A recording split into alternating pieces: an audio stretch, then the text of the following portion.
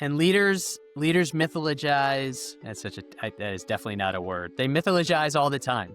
It's the founder's story. Yes. That's a really good one, right? The romantic founder story, the first big win when we started the company, the playbook that we've created. But like, those are all myths, and we freeze those stories, and you kill like the spirit of those stories.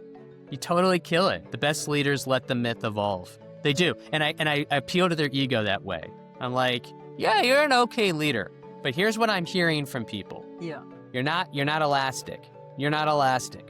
You're telling the same damn story today that you told 6 months ago. You want to be a great leader? You need a new story. You need new stories. Welcome back to Sacred Stories of the Spirit and to part 2 of our special series, Standing at the Threshold. In the first part, we explored how a cultural story begins to loosen, using the Melbourne Cup as a case study for what happens when a national ritual starts to outgrow its original meaning. We looked at how systems and structures can hold on to old stories long after they've stopped serving us. Now, in this second part, we turn inward and we're asking, how do we respond when we find that a story we've lived inside no longer fits? How do we meet that moment consciously? How do we meet the threshold with honesty, humility, and care instead of denial or defensiveness? Joining me for this conversation is Stephen Belenky, a behaviourist and habits coach whose work helps people to reconnect to presence, to curiosity, and integrity in the way that they live and lead. Stephen brings a grounded and deeply human perspective, and one that reminds us that meaningful change rarely starts with grand gestures, but with a quiet work of awareness, with choice, and with compassion. So together we are exploring what it means to practice curiosity when certainty feels safer, how vulnerability and courage are built through small acts of attention, and how to become the author of your own story again when the old one begins to dissolve. Stephen Belenky, welcome. It's really great to have you here for a conversation. Thrilled to be here. Yeah, thanks for having me. Yeah. Now, you are a behaviourist and habits coach. Tell me about the life of Stephen Belenky when he's working with people on their habits and behaviours. Wow, that's a great way to phrase it. What it looks like is me working intensely uh, to not be in my own head and to not try to be so darn impressive because I want to belong so badly, like a lot of people. Yeah.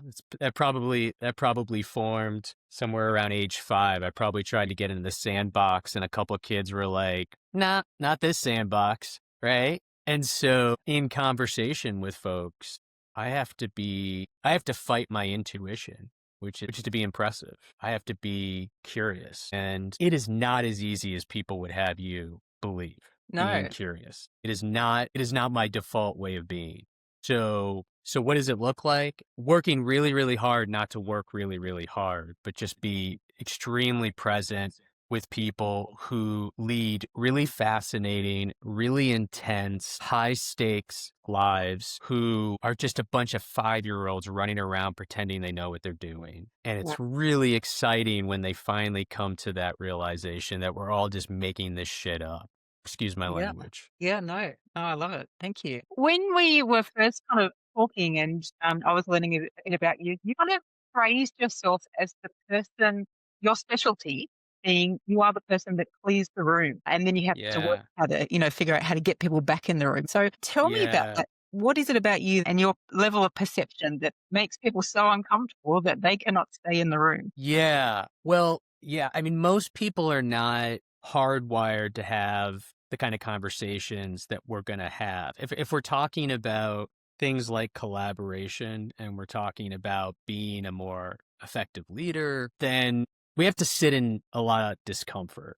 Yeah. And again, like my job, I think retreats, offsites, team building, I think that's great. I do. I think trust falls are fine, but they also sort of rain hollow come Monday morning. You get back to work and all that fun trust building you did over the weekend sort of feels like it's in the rearview mirror because like you're back to the grind and the pressures and the stress. And so I don't want to contribute to that. I actually want people to show up a little differently on Monday morning based on how we were being together over the weekend in that time. So I'm going to ask uncomfortable questions. I actually don't think it's my questions that create the discomfort. I think it's my willingness to fall on my own sword. And and it not feel like a tactic, like I'm trying to be manipulative.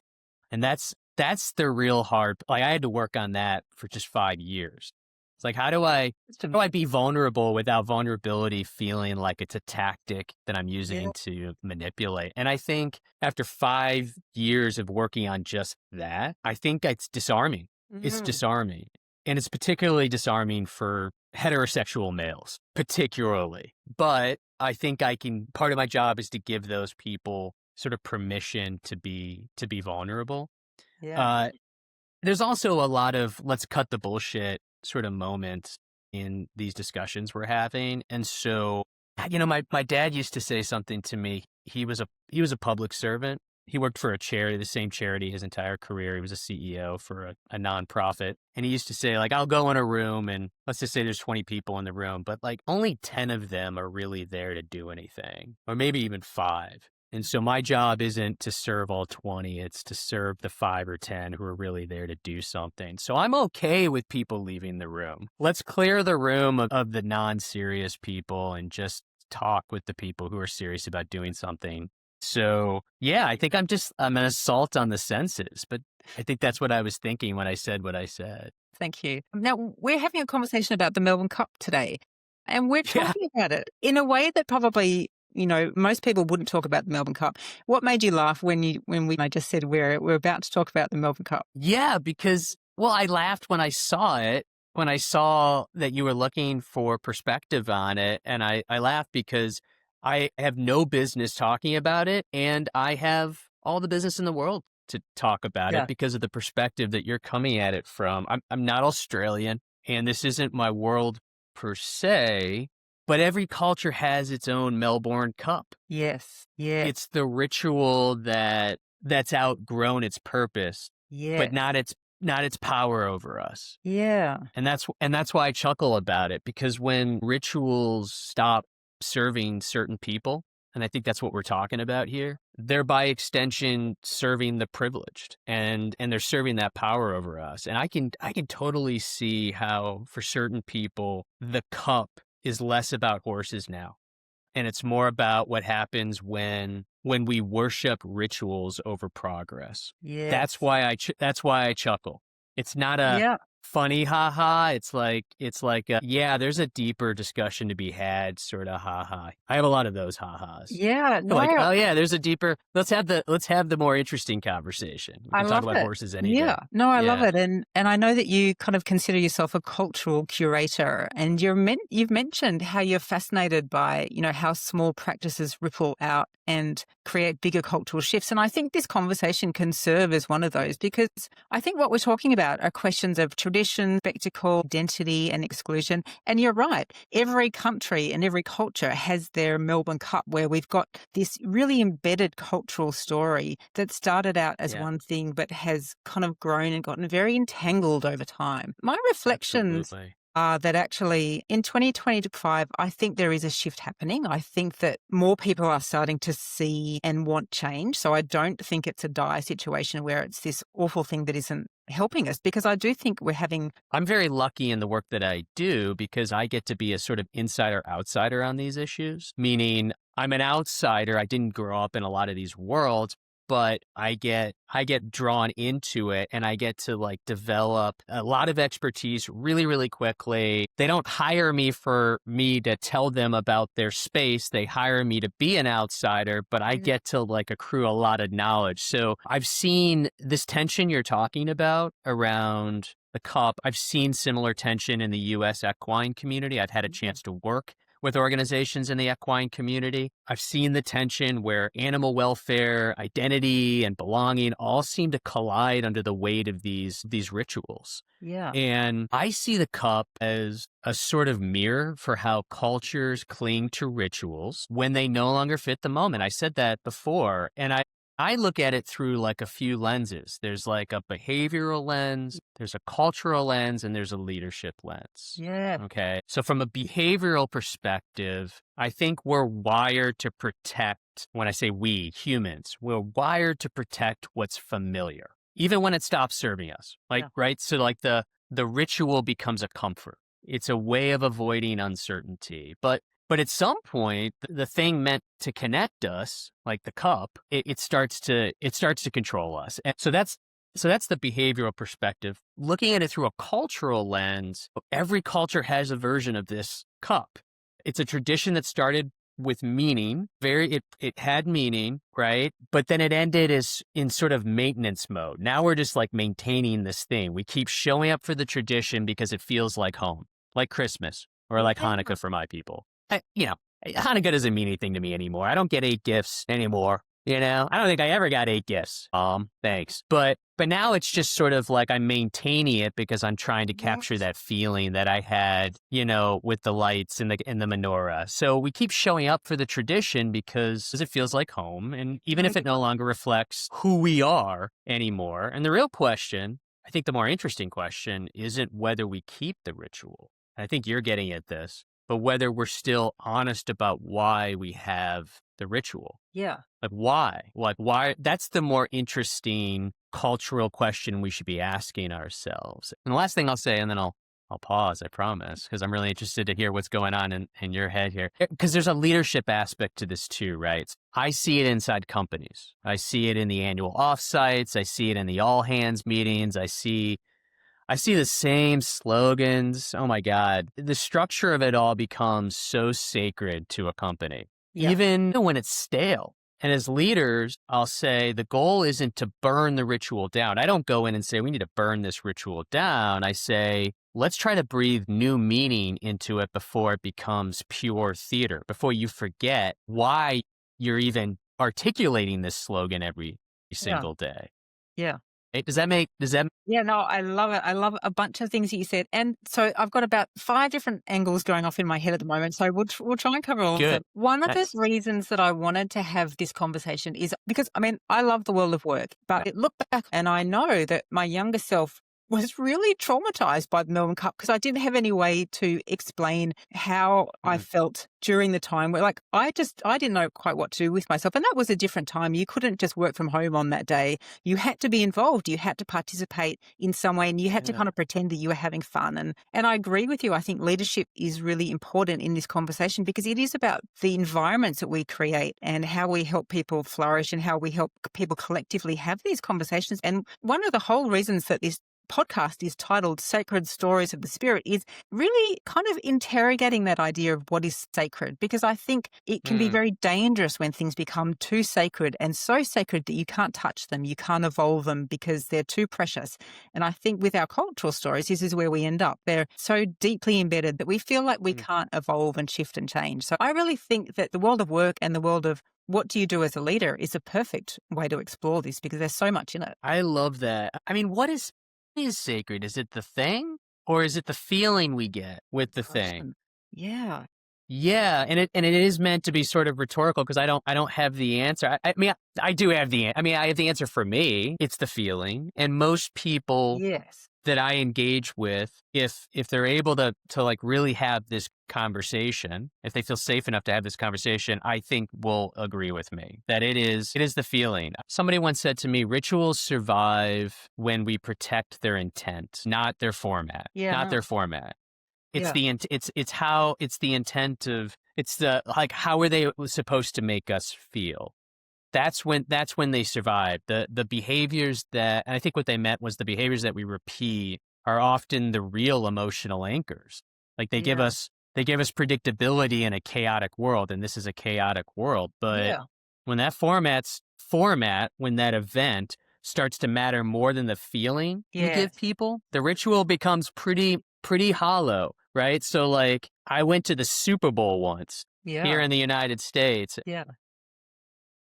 And I know I'm supposed to be really appreciative of that experience because a lot of people would have loved to have had that experience. Yeah. I never really had that much interest in going, but it sort of fell into my hands. Yeah. And I couldn't get past walking into the grounds outside the stadium and just getting hit with this wave of commercialism. I mean, I couldn't go I couldn't walk 20 steps without somebody trying to sell me something. T-shirts, banners, shoes. I mean, the commercial is, I mean, that's, how did I feel? I didn't feel excitement. I felt overwhelmed. I Yeah. felt targeted. I felt manipulated. Yes. Right. And so the whole thing just sort of rang hollow for me. I mean, I don't have to go to the cup to know that that's what some people are experiencing. I mean, I see this in everything from corporate meetings to morning routines. What began as a grounding sort of thing becomes performative. Yeah. Becomes performative.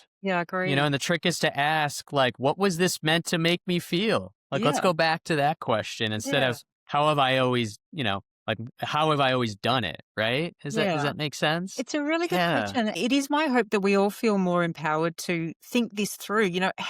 What is it in a good scenario? And if it makes me feel connected and with people that I enjoy being with, and a festive feeling where we get to have time together and celebrate and relax, that's nice. And maybe that's the feeling that was part of the original idea of the Melbourne Cup, just having some time together as a enjoyment process.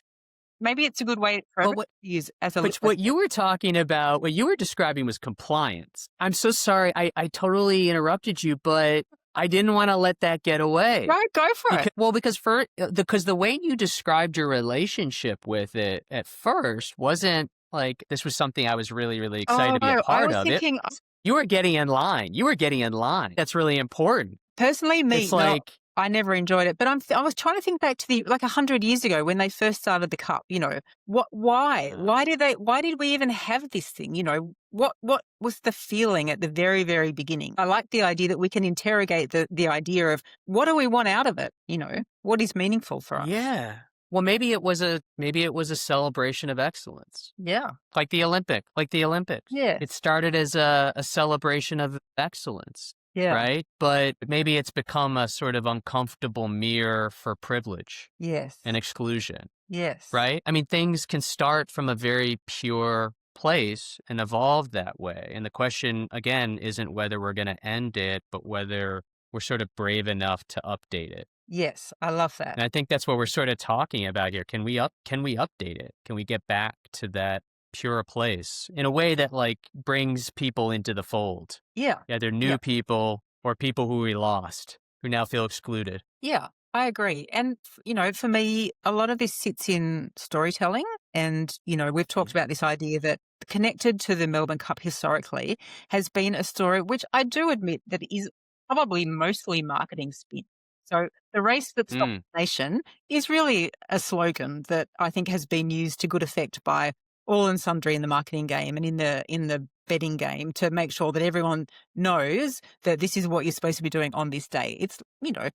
I think it's trying to mold us all into thinking that we should be doing this thing. But it is a very prevalent story. And even if over the last few years we've seen a positive shift away from it, even if that story is fading, I really think that we can be proactive in interrogating how we can really be involved in evolving that story of how we collectively come together. So what do you think the I new love that. story could be? How do we start exploring that? And so if you're in the room with people, where do you start? Yeah, that's such a great question. Well, I mean, first of all, I agree with you. Stories are mirrors, helps translate patterns into insights and things we can actually look at without flinching. Makes it safer. Yeah. Stories make it make conversations a little safer. Every leader has a story that they're unconsciously repeating until someone holds up that mirror, for example. But for me, healing begins when the story shifts from what happened to me, like what happened to me, to what I choose to do with what happened. It's in that moment of agency where my reflection turns into authorship. Yeah. I'm now the author. I'm in the driver's seat here. And in my work, I use story to help people sort of externalize their patterns because when you can see your behavior as a narrative, you stop being trapped in it. You gain the ability to edit it. And I think that's the bridge between awareness and change. I think the story here it's about curiosity. Like it's curiosity versus cancellation, right? And it's not an easy one Yeah. because curiosity has become a high risk behavior these days. These days, moral certainty feels like the new addiction. Sorry, you're going Yeah. to say something. It is interesting, and I agree with you. But what I found really interesting is that my position on the Melbourne Cup is pretty specific in the sense that I would be quite happy if it was completely gone. If we didn't have it again, awesome. I would feel much happier. But actually, I didn't really come across many people that had that sentiment. Most of the people that I spoke to had some kind of emotional connection to it, or or they knew someone, like they had a grandfather that was a bookie, or someone in the family that was loved horses or was a rider. And there are lots Yeah. of other people that said to me, no, you can't just cancel something and take away completely, because there's good things Love like it. this. We should keep sport is good for people, it's good for team building, it's good for getting together. Horse racing probably isn't the best example of that, and because one of my other guests commented that it was really specifically created for betting, really, rather than actually a Well, I sport love the per se. honesty. But Who are these smart people you're talking to? I want to talk. Like, no, because you just said it. yeah, We can't cancel these stories. yeah, yeah, exactly. I agree. Yeah, When I look at something like the Melbourne Cup, I don't think we need to cancel the stories. I yeah. don't think we can cancel the No, old stories. I think we need to contextualize them. nice. Yes, good. Let's We do can that. honor what those rituals meant to those folks without pretending they serve us all. Yes. Like guns in America. This is the conversation I have with other Americans about our relationship with guns. If I want to have a real conversation, I'm not talking about barking at somebody. I'm talking about having a real, honest, curious conversation with someone. I have to honor the fact that for some of them, the gun triggers a moment with their father Yes. or their grandfather taking them out for the first time to hunt. Like those stories mean something to Yeah. these folks. They're not all just trying to figure out how to stockpile weapons in some bunker somewhere. Yeah. I still have a couple friends left who have that connection with their father and their grandfather through guns. And for them it doesn't run any deeper than that. And they want to have that same experience with their sons now. So I'm not going to cancel those stories, but we need to contextualize them. We need to honor them without pretending that they serve us all. Because those two friends that I have left who are still believe in having their guns and look forward to a day when they can take their sons out for their first hunt, they know that doesn't serve me in my life. I don't have that desire. I don't have that story. I just have this aching feeling that I'm going to wake up tomorrow morning and hear about another school shooting. And they can honor that story of mine that I've created. I haven't created it out of thin air. But it's the reoccurring story for me, and I can honor their story. So we have to contextualize these stories from a behavioral standpoint. There's a small practice that I have to use in these moments. It's when I'm feeling righteous, which is a lot of the time. If I'm being completely honest. When I feel righteous, I pause and I ask myself, what fear am I protecting? It's that single question. What fear am I protecting? And one of them is a very pragmatic fear, which is that there is going to be another school shooting tomorrow. But another is just losing control of this argument. I have a real problem with people walking around out there in the world who don't see the problem with guns. In the same way that I imagine a number of people have a real problem with people walking around acting as if the Melbourne Cup is just fine, that there's nothing wrong going here. So we have to stop. If we're gonna make an impact in this world and we're gonna form a dialogue with people, we've got to stop and asking ourselves, what fear am I protecting? It's just a simple question and a Yeah. pause. Yeah. Does that make sense? It Does that does. question? Well, I hope you're enjoying the second series of Sacred Stories of the Spirit.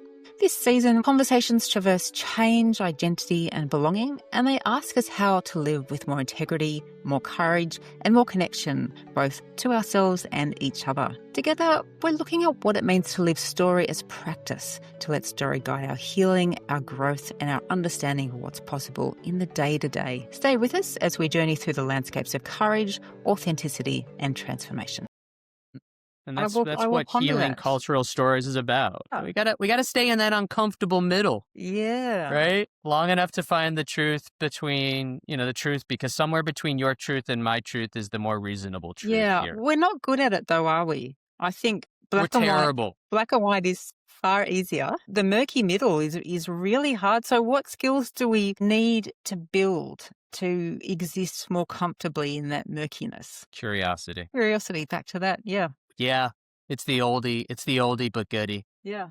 I try to over intellectualize these conversations every single day. And I try really, really hard to get away from the buzzwords. But, if every word is a buzzword, then we've run out of words. I mean, curiosity, buzzword or not, it's the whole thing. It's the whole game. Yeah. If we can't get genuinely curious about where people are coming from when they say the thing that threatens like us, and we have no chance in facilitating good conversations, agreeing compromise. We have no Yeah. shot at it. Yeah. Okay, so you're in the room with some of these leaders that have brought you in as an outsider. If we workshop this idea of, we want to keep the rituals, but we don't want to keep all of the stuff that isn't serving us anymore. What is the approach? Like, how do we evolve rituals without losing the emotional anchor? What do we do to take inherited myths and keep them and not break them? And how do we hold space for honesty about what's really going on beneath the ritual? That's a really that's a really good question. Yeah, there's a lot there. So I'll start with I think I heard this. So how do rituals evolve without losing well, let's see. How do rituals evolve? Yeah. Can I start from that Yeah, let's place? do it. All right. So I think I said it, right? So rituals survive when we protect their intent, not their format. And I think that's how I would reframe the discussion. So I reframes the discussion from one of compliance to one of consciousness. Yeah, I like it. I mentioned that word compliance before. I think it's the same shift that I coach leaders towards when they start mistaking control for effectiveness. Yeah. Okay. So every culture, I don't really want to say this, every culture has to choose between preservation and evolution. Every one of them. I tell every team this. It's a choice. You got to choose between preservation and evolution. Now that doesn't mean maybe it's not an either or, but it's like you can preserve some and you evolve other. Like some of this you can preserve, but some of it you can't, right? So maybe maybe it shouldn't be so binary. I like to course correct here. It's not binary. It's some of it you preserve, some of it you evolve. But the problem is when we cling to format, I Yeah. keep coming back to this word format, the date, the dress, the choreography, when we cling to the format of rituals, we prioritize repetition over respect for people's differences. Yeah. And I like the approach. And even if it is kind of that one versus the other, compliance versus conscious choice, I think if you're a leader and you're inviting that conversation within an organization or a team, it's really nice because it gives people the opportunity to have a voice. If everyone can Oh, be involved and talk it through, it's much nicer. yeah. Hey, leaders want to be great leaders. Yeah. Every leader wants to be great. So you ask me, how do I do it? How do I break through with egomaniacs? Well, first of all, number one, I have to find either compassion or empathy, which are two different things. Not totally different, but they are different. And I either have to have compassion or I have to have empathy for these folks. I can't break through to anybody I'm not rooting for on some level. And I have to appeal to their sense of ego. You want to be a leader, you want to be a great leader. And they all want to be great leaders. And so I remind them that great leaders know how to reinvent a ritual without losing the reason it existed. Yeah. So, like an example is an agenda for a meeting. Agendas aren't as effective as they used to be. The people I coach, almost all of them get rid of agendas. They start using a thing I like to call like an upfront agenda. And what that means is at the top of the meeting, that's when you design the agenda, not the week before. Because by the time the meeting rolls around, about 80% of the stuff on that agenda ceases to be important, ceases to be relevant. So they take on the really, really difficult, uncomfortable task of designing an agenda at the top of the hour. That does not come natural to people. It doesn't. It's not intuitive. It's a learned tactic. But they all say they don't want to do it. Like when I introduced the idea, they're like, no. I mean, I just that sounds ridiculous. We've always done agendas. You're talking about an institution here. Agendas are an institution of a meeting, and I just asked them, well, wait a second. Like, is it the format that you have a problem with? I just asked them, like, what's the problem? What's your aversion to getting rid of the traditional agenda? Is it Yeah. the format or is it the intent? Because if the Yeah. intent is to make sure that you as a group are working on the right things at the right time, then you don't need you don't need let's do an agenda in advance format anymore. you can accomplish that. Actually, you have a better chance of accomplishing that in a different way. So I say great leaders are reinvent the ritual without losing the reason it existed, Yeah. right?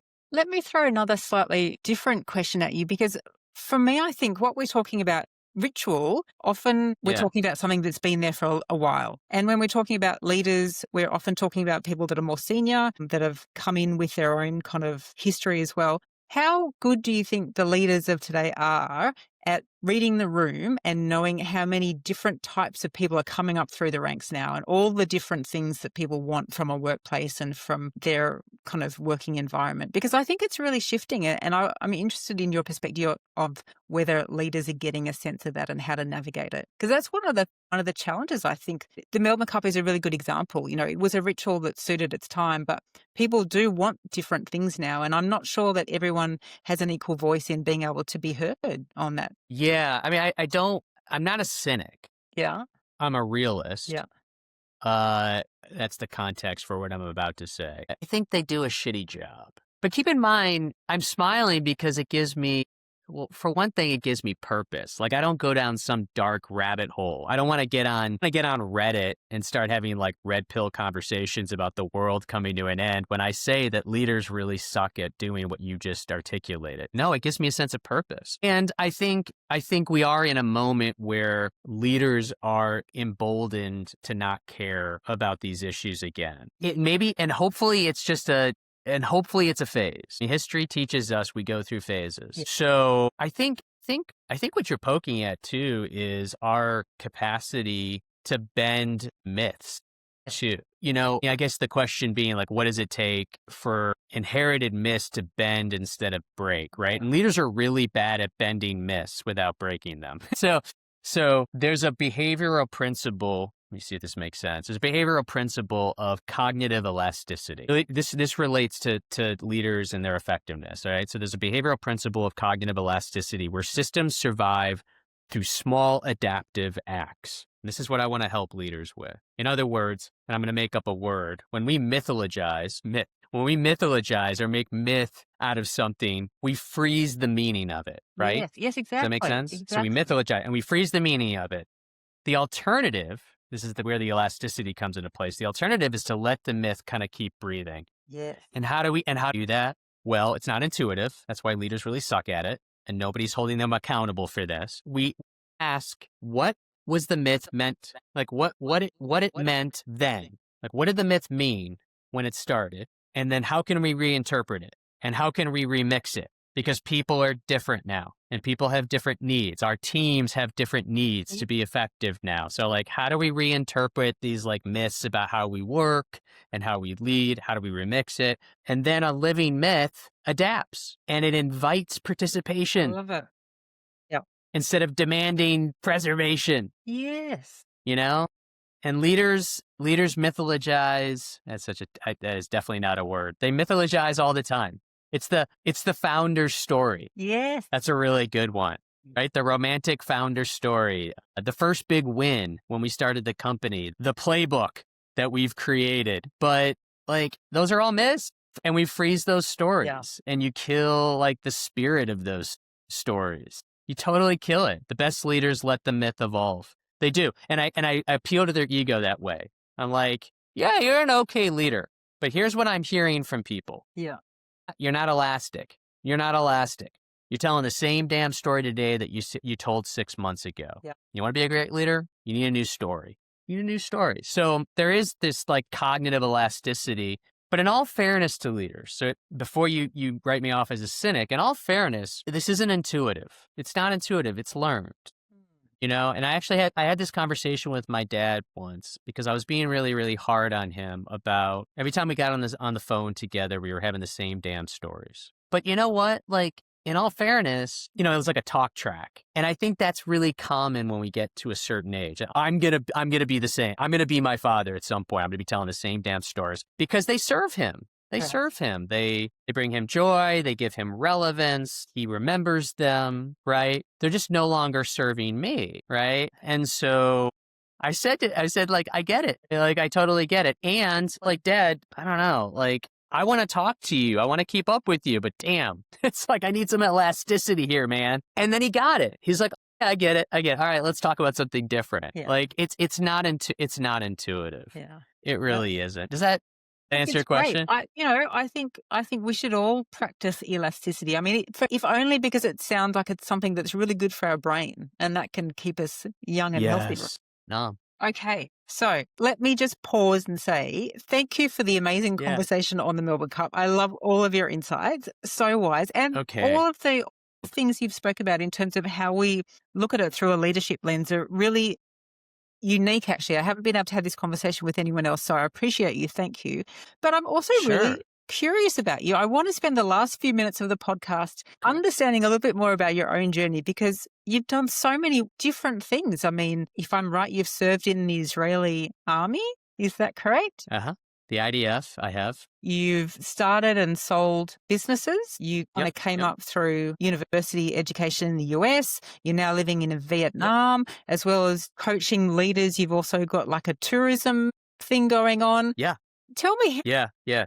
what's the journey of Stephen Belenky been and what do you love most about the things that you do? Okay. Love those questions. So if I had to sum up my journey and then what I love about I'll sum it up by saying, and I think I just had this realization. I'm 45 years old and I just had this realization last week and I was really at peace with it, surprisingly, because I'm not at peace with a lot of things about myself. I'm not, but I had a moment of peace when I realized this about myself.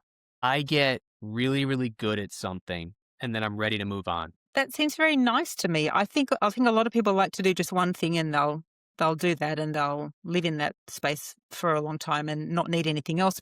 It makes sense. Like I've got gypsy blood. I think I've been slightly nomadic my life. So I love this idea of you do one thing, you appreciate it, you get what you want out of it, and then you move on. But has that been a new realization for you that that's your DNA, so to speak? Yeah, that it's my DNA. Yeah. It contextualizes the diversity of experiences that I've had Yeah. over my life. It also contextualizes the sense of urgency that I had as a young man to go out and have the experience of going to Israel, for example, Yeah. which I did really to chase a girl. And this apparently is not an uncommon, a totally unique story for a young American Jewish boy. There have been other young Jewish boys who have no family from that part of the world. They have a connection to Israel, obviously, but they've chased a girl to Israel. In fact, my father said to me a few years ago, he's like, I almost did something similar. Almost. So yeah, it contextualizes why I had this sort of urgency to leave the very comfortable life that I had in America and go have this crazy adventure in Israel, Yeah. which fundamentally altered my life. Yeah. Well. I mean, what started as a sort of youthful, naive choice Yep. fundamentally altered the trajectory of my life, but also how I function in the world. Yep. So I had not anticipated trying to become an Israeli citizen. I had not anticipated going through that process. And then in the process of going through that process, being drafted into the army. I had not anticipated that at the time conflict would break out. We refer to this as the second intifada. And until recently, this was one of the more violent moments in the history of Israel. I had not anticipated being suddenly dropped in a war. I thought I was going to experience puppy love. And what ended up happening is I grew up extremely fast and I experienced emotional and physical trauma and great grief. And I spent the next 20 years asking myself, how did I get into this? What does this say about my choices? Do I have regrets about it? And I would spend the next 20 years trying to sort all this out. And so the realization that I had recently that it's really in my DNA to chase stimulation, Yeah. but also to get really, really good at something, Yeah. to really get something I'm not going to use the word master because I don't believe we're masters of anything. I don't buy into it. I believe there's just the pursuit. Yeah. I believe in the pursuit. I want to get really, really good at something. I want to see if I can make an impact. And then I want to go try something else, like go to Antarctica Sounds for very good. 6 months or start one kind of business and see if I can get from pre-revenue to post-revenue to make a product worth acquiring and then move on to something else. And that definitely goes against the grain. I appreciate that has helped distinguish me. You said it really, really well. I mean, we humans don't chase discomfort; they chase comfort. Yeah. And to a certain degree, I chased comfort my entire life too, and yet I keep putting myself in the uncomfortable situation of being a novice. It's the great tension of my life. It's the great tension of me for sure. It kind of sounds It's like like now I'm you're really just good. I could just coast. it sounds like you're almost like someone that just really loves to develop a muscle. Like you go in there like no That's muscle, good. then you develop it, you use it, you figure it out to make something tick. Then you go sculpt another part of your body, you do another muscle, and then you do another muscle. It sounds like it's functionally it sounds very positive. Like it sounds like you're using all of your abilities to apply yourself to something completely, figure it out, and move on. Seems like a good use of time to me. Yeah, and thank you. Thank you. That sounded like a compliment, and it was a really different way of articulating. I mean, actually, that helps me. Storytelling, right? So we need stories to. I do enjoy building that muscle. Yeah. Uh, I don't particularly enjoy abandoning that muscle for something that, because again, I want to belong. Yeah. That is a really Yes. powerful Yes. desire in me. It is a powerful desire in me. It is actually the thing that has gotten in the way of my ability to be curious Yes. about people. Ye It's like it is the single greatest threat to my ability to do the job that I actually do is wanting to be impressive. Yes, I get Yeah. Somebody once said to me it totally clouds my listening. It's like they said, yeah, you're wanting to belong or to wanting to be impressive, which are sort of, those are Yeah. entangled with one another. It's like a filter and it's getting in the way of you actually hearing people. Cause you're thinking, you're not actually listening. You're sort of listening for like, what's the impressive thing that you can say next, right? And that doesn't serve that. And by the way, that probably contributed to my success Yeah. too. So we should honor Yeah. that. Like my listening for what's the really impressive thing that I can say next probably contributed to my success up until I don't know, like up until 2017. Yeah.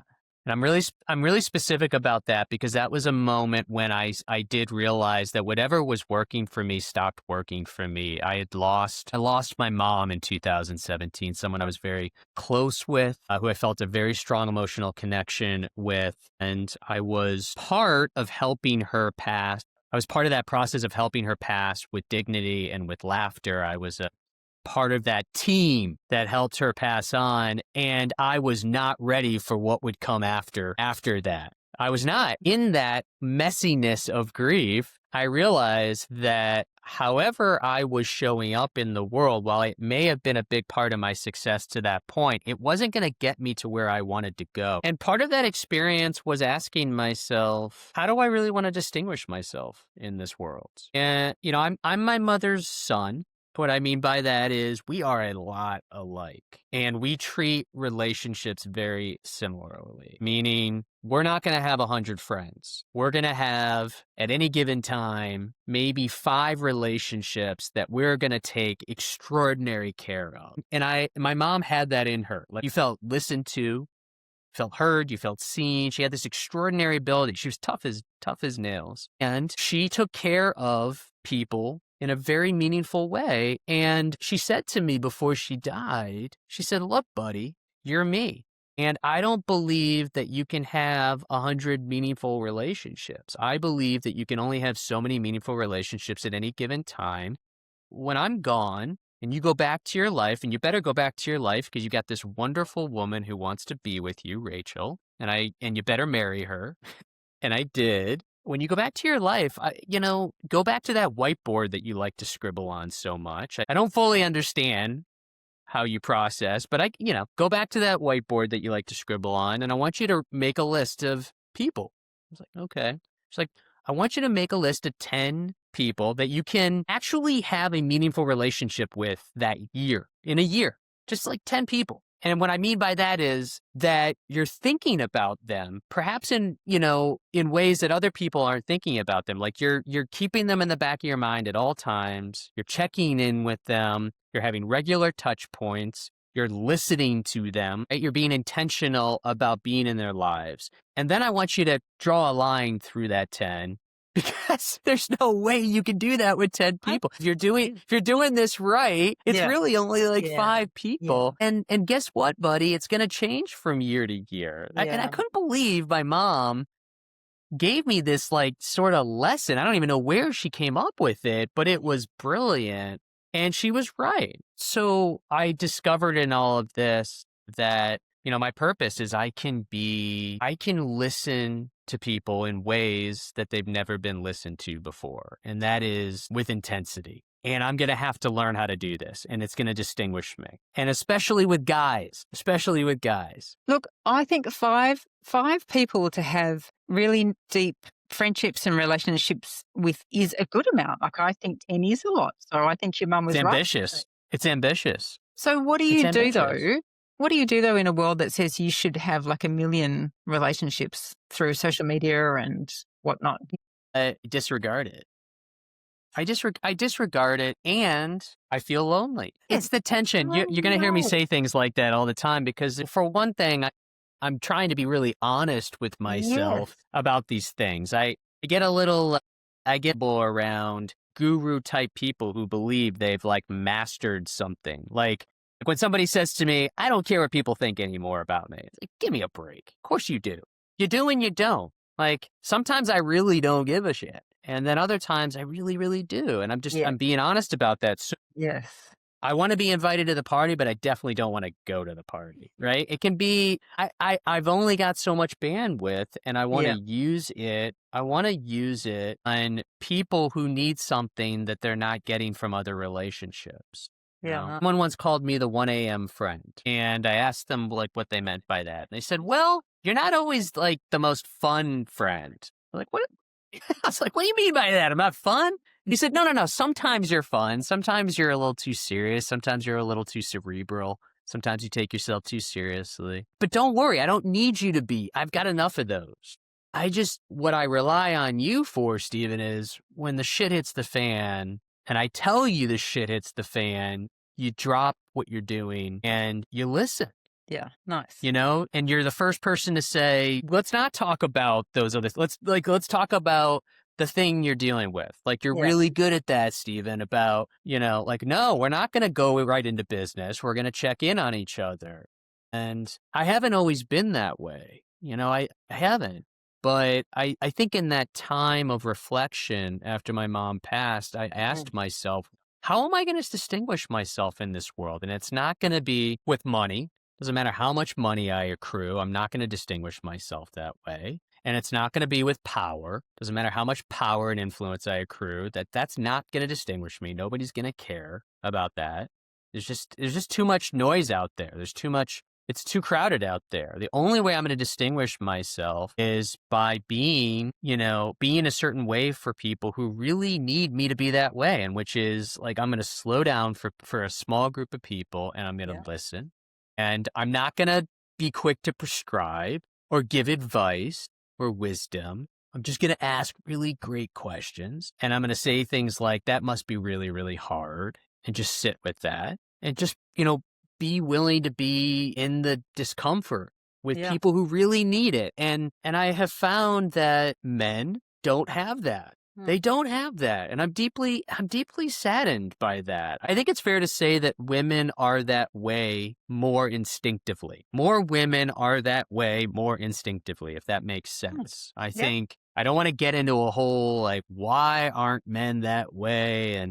But they're just not. And it's deeply sad. It's not hard to distinguish yourself as a man when you become that way, when you're willing to slow down and to be curious. Like it does make me stick out amongst men. That's for sure. And it's I think men are yearning for this. I'm also, pretty hard on men too. And I'm really troubled by the, resurgence of masculinity, whatever the hell that means in the world right now. But I'm going to exemplify, I can't fix that. What I can control is how I show up in the world. And I'm going to exemplify a certain kind of behavior. I'm not going to be that. And I'm going to give men permission to be a little more sensitive and a little more curious. Like I'm really committed to that. And every once in a while I get really, really down on myself. I'll say to Rachel, I like, what is my purpose? Like, what am I really doing here? And the timing is crazy. I'll just get an email or I'll get a text out of the blue, or I'll get a message in my LinkedIn out of the blue. It's some guy who's like, just please keep writing. Keep giving me permission. Yeah. And that keeps me going. Yeah. Nice. It keeps Yeah. every once in a while somebody like yourself reaches out and they're like, yeah, let's have a conversation. Yeah. It reminds me that I'm doing something. This all sounds very profound, and I'm glad that there is someone like you, and I can see how there's a need and a space for it. Having That's said right. that, tell me about how you come to be in Vietnam. What part of the journey is that? Is that forward or backward or sidebar or all three? Good question. Is that forward or back? It's forward. It's reasonable to ask that question. I sometimes ask that question of other people that have moved here and other places. What's the expats, right?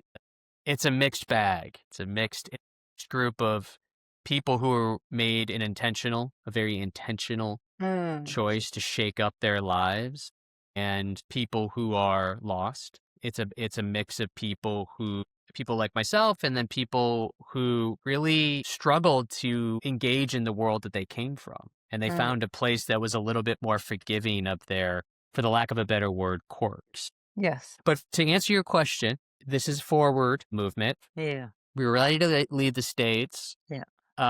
And because we wanted a life that we love, and we weren't loving our life anymore. And some of it has to do with the current state of the United States. I'd be lying if I said it didn't have something to do with the current political and social climate. That's contributing, but it's not the impetus. I think Rachel and I both discovered about ourselves that the most stimulating thing we can do is to throw ourselves into a culture of people we do not understand. So yeah, I mean, it took about 6 months to catch our, to catch our breath and to find a groove, but we found it. Every day is stimulating. Yeah. I need stimulation. At the same time, it's like both chaotic and calming at the same time. And I really have trouble articulating that to people. It's hard to explain. It's like this intangible thing. And there is like an ecotourism or a hospitality angle to this. Is this like a new muscle that you're working on at the moment? Muscle. Yeah. So my wife started a business called Travwell with a singular idea in mind, which was to create a very tangible product for travelers, a very tangible, beautiful. She's a curator, she's a designer, she's a creator of guides and experiences, and she wanted to flex an artistic muscle. And so she created a very beautiful travel guidebook that accomplished two things. For people. It gave people enough guidance to have the confidence to go somewhere that they wouldn't otherwise go. But at the same time, it didn't tell them what to do. Yeah. It empowered people to pave their own way. She was trying to find like somewhere between telling people what to do, right? And giving them no guidance. There had to be this middle place. And she created this book that did it. And then in trying to promote that book and sell that book and gift that book to the world, we discovered there was a larger mission and vision to Travwell. And me being the entrepreneur that I am, I was tasked with figuring out what that mission and vision is. And so the scope of this business is widening. And we want to make interesting experiences in the world more accessible. We want to make it more accessible, more attainable. And so we are out we have a mission here for Travwell, and it's coming. I promise it's coming. It is coming. We have so much ground today. It's been an awesome conversation. Thank you so much. It has. I Thank love you. love this idea of helping people see the world differently. Amazing. So I wish you all the best, and I can't wait to share this conversation. I think it's a really beautiful one. Thank you again. Thank you. And if you wanna circle back to any of these themes, I'm always open to it. Do we have time for me to give you like a compliment? Like just like sort of compliment you? Go for it. Yeah. Because you've like because when you're in the guest on these things, it's like the ultimate compliment. But I do find myself when I'm the guest of these things, I find myself at awe by the people who are actually interviewing me. Because I don't feel like a very bold person. I feel like you're the bold person. So I want to like try to like tie this together. And I want to say something about the Melbourne Cup. I want to like leave it on Yes. that subject. Yep. So here's what I'll say. The Melbourne Cup, like whether we're talking about the Melbourne Cup or we're talking about the boardroom, which is sort of my world, and our own habits as human beings, again, these are all mirrors for how humans handle change. Yeah. I really believe that. I Yeah. really believe that. That's what it comes down to. It's like our relationship with change. And, they all these things, the Melbourne Cup, all these things, they teach the same damn lesson over and over again. Tradition without reflection becomes theater. I really believe that.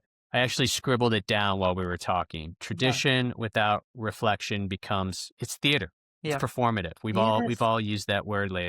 It's all theater. And the real work is to keep the ritual alive. So let's figure out how to keep the cup alive, but lose the damn script because the script isn't serving everybody. And so, and I'm still testing that theory. I'm still testing that theory that behavior change is possible. I'm still trying to prove to myself that I can change and that other people can change. So here's my unsolicited advice to you is like winning this fight, whatever fight you're in around the cup and helping it adapt. I don't think winning is the metric. I don't think there is like a fight to win. I think like you may never change the cup or the culture of the cup or the system that is Right. the cup, Yeah. but you will have given your life to something that mattered and that's distinguishable. Like just Yeah. by having this conversation, like you matter and you are distinguishable. And because I want to be distinguishable. So I think a lot about like how people do this and you've made yourself that way. And my research tells me that like being present to our own purpose is so fundamental to feeling solid about ourselves. Yeah. Like, I don't think we're ever going to feel solid about ourselves if we don't figure that purpose out. And by having these conversations, like, if you don't realize what you're doing here, I realize what you're doing here. And, I look at what's going on in the United States right now, and I look at what's going on in places like Israel right now, and I think to myself, there is no winning. There's no winning. There's no winning here, but maybe that's not the metric. Maybe the metric is that we're going to continue, you and I and others who are listening, we're going to continue to fight for our agency over our own lives. So I can't win that game, that social and political game in the United States, but I can have agency over my own life. And I'm going to continue to fight that game and make sure that people know that I'm fighting that game. And that's what they're going to remember. They're going to remember me fighting, not me winning anything. So that was my weird way of complimenting you. Don't try to win this like changing the cup thing. Just keep having the conversation. I love it. It made me like see your like request for people's perspectives and go, this is going to actually be a good, she may never respond to my email on this one because like, who the heck am I? Like, I didn't grow up in this world, but man, this would be a really interesting conversation. Like this is somebody who's fighting for purpose in this world. So good on you. Okay. Thank you. Good on you. Yeah. Yeah. No, thank you. That's an awesome way to finish. Stephen Belenky, where can people find you? Find out more and listen and read and connect, really. Yeah. I think people will want to after hearing all of this wisdom and insight and originality, Okay. I think, as well. Yeah. Well, there is the website of my sort of leadership, executive coaching world. That is www.hidden, H-I-D-D-N, Intel, I-N-T-E-L, like hidden intelligence.com. And I would go there. You will see something about a book that I am writing, which may surprise people, where as a coach, I take on this idea of toxic coaching and cultish thinking, this is where I'm at in my life. So as I phase out my coaching career, it is coming to an end soon. It's time. I got really good at something, so it's time. And I wanted to leave with a perspective about where coaching is winning, meaning where it is being effective and where it is being wildly ineffective. Yeah, wow. And I felt it was really, really important because I've stepped into an arena. It's a bit murky. There's some really great coaches out there who are building independence in people. And then there are coaches out there that are just building more dependence for economic reasons to have a job. And I wanted to provide a perspective on this. Yeah. So that book is coming. I'm about 2 months away from finishing it because I believe that there is a conversation to be had about artificial intelligence and its role in all this. So I've gone back to the drawing board. So anyways, go to the website, check out the book, message me. If you think I'm totally full of shit, I'd love to hear about that too. Does that answer your question? Yeah, perfect. All right, we'll sign off. Thank you. Awesome. Thank you. As we close this second part of Standing at the Threshold, I hope the conversation with Stephen offered a moment to pause and reflect, not just on the stories we inherit as a culture, but the stories we carry within ourselves. When we notice where our stories are shifting, we meet the edge of authorship, that place where awareness turns into choice and choice becomes change. And in that moment, we begin to write something new. If this conversation has sparked something for you, an insight, a question, or even a sense of curiosity about your own evolving story, I invite you to stay connected, subscribe, or follow Sacred Stories of the Spirit wherever you listen, so you'll be notified when new episodes and special series drop. And if you'd like to go deeper into these themes, you can explore past episodes or find more mindful storytelling resources in the show notes. Thank you, as always, for listening, for your presence, and for the courage it takes to meet your own thresholds with honesty and care.